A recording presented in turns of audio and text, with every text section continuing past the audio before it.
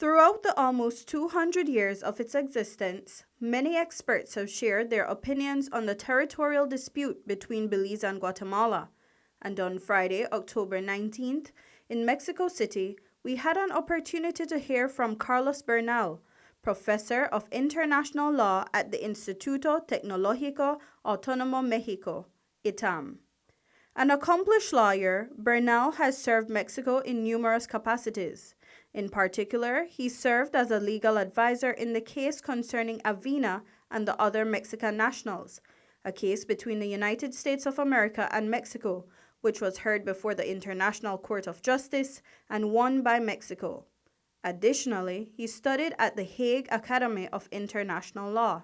So, should Belize take its case to the International Court of Justice? Bernal weighed in. My recommendation is let's go ahead. We cannot live next to a neighbor. You have two neighbors, right? Mexico and Guatemala. We cannot live in a dispute, in a controversy for so many years.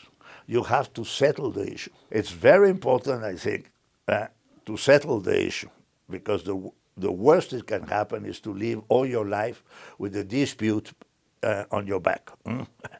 So I think the court will be the absolutely perfect forum, the perfect seat, the perfect place for both countries to settle the matter.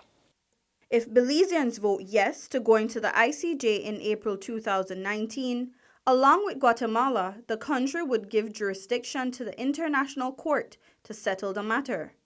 Professor Bernal gave an overview of the process after the claim of both countries has been introduced.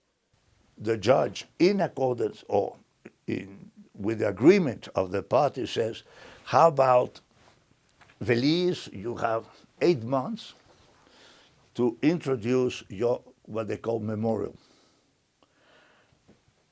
After the 8 months, Guatemala will have another 8 months, exactly the same time as Belize. Once the two memorials have been filed, the president of the court will call the parties again and said, when would you like to have a public audience, a public hearing, you call it, in the famous Grand Salle of the court in The Hague. There is a public hearing. It is agreed by both parties, okay, we want 3 days. You, Guatemala, go in the morning, you, Belize, go in the afternoon, exactly 3 hours. It's very well organized.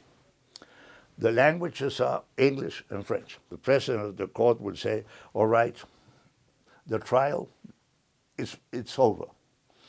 We have heard the parties, we have had all the evidence, all the memorials, all the proofs, etc.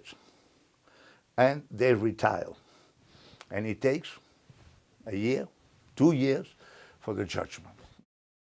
On what premise will this judgment be made? There will be a lot of maps, historical claims, diplomatic intercourse in between Belmopan and Guatemala City. There will be a lot of consideration. Guatemalans also sign a treaty, and that will be that will be the essence of the hearings, the essence of the memorials, etc. There is a treaty. What does that treaty says? That is the binding obligation of both nations. But the judgment is based on one thing, international law. And what of Belize's chance at winning this case? I think Guatemala has very little rights over what it's claiming. Now, like everything, it can be negotiated. Belize, it can be useful for Belize to give them a way out to the Atlantic Ocean near Puerto Barrios or whatever. That will be negotiation in between the two countries, but I don't think there's a legal right of Guatemala. Now, Guatemala says we do have a legal right over the land, the territory of Belize. Who will decide? Like everything in the world, a judge. For Belize Now, I am Janelle Mencias.